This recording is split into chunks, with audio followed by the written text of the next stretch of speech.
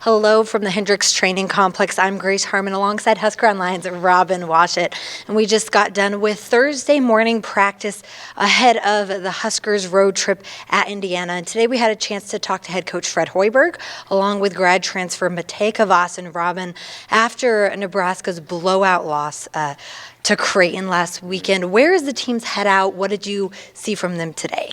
Yeah, I think that's difficult thing to recover from, just the way that game transpired. Now, the first 15 minutes were as bad of a 15 minutes as we've seen from this team all season, and that's saying something. But the good news was they were able to kind of pull it together, settle down, and play actually a really good second half where they shot 61% from the field, scored 54 points, which was the most points they'd scored in a half all season, but they never cut the deficit to any fewer than 19 points. And so, that, it is what it is, but at least there was something, some sort of silver lining from that game after an atrocious start. So I think that's kind of been the message these past few days is that game was what it was. It was another first in a long list of firsts this team's going to experience this year, where they went to the Hornets' Nest, they went to Creighton and experienced that rivalry for the first time, and they clearly did not handle it well out of the gates. And so that's one small baby step towards kind of that development of becoming a team. So the hope is that over this week off that they got between basically Saturday and Friday,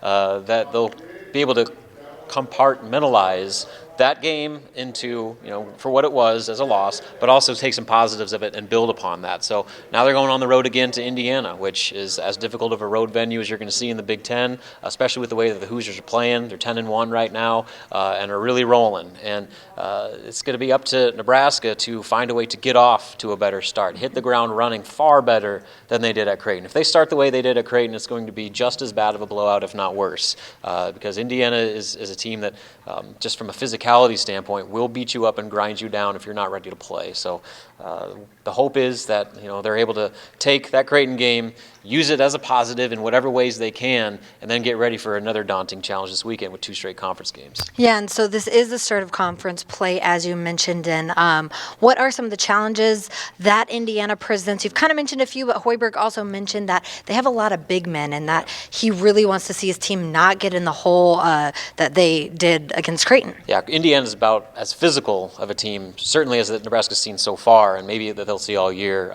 They have a lot of post depth, a lot of 6'7", 6'10" guys, 230, 240 pounds, and they just rotate those guys in there, and they're all productive. And Indiana's a team that's going to try and slow it down. They don't shoot a lot of three-pointers. I think only 20% of their points this year have come from behind the arc. So that means they attack the rim, they try and score in the paint, and they rebound as well as anybody. And coincidentally, they lead the nation in free throws attempted and made this season. So you look at all the things that Nebraska struggles with, Indiana doesn't. And so that's not looking that great. So Nebraska has to bring an element of physicality to this game. That's something they've struggled with, especially on the glass.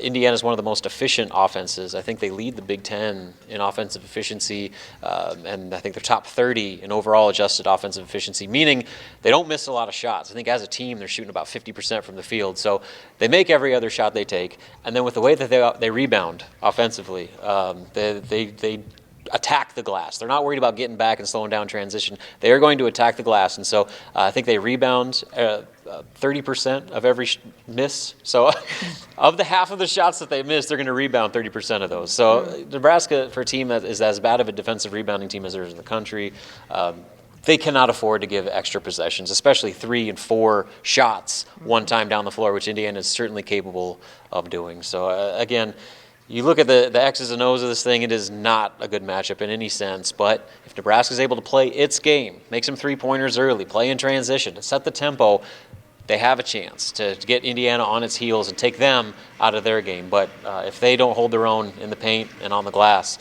it could be a long night. And so, as we previously mentioned, this is the start of conference play for the Huskers, and basically a very, very daunting league. We've seen a couple upsets in the Big Ten even just this week.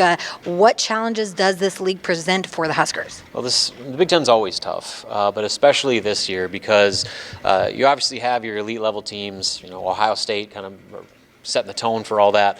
But top to bottom, this league is as strong as we've seen it in a long time. I mean, Illinois just beat Michigan, which was considered one of the better teams in the conference. Who beat Maryland? Penn State just killed Maryland, and Maryland was considered a national championship contender. And so there are no nights off in this league, and Nebraska's going to learn that in a hard way this weekend. I've been going to Indiana for a road game, their third straight road game, and then coming back home 48 hours later to play Purdue.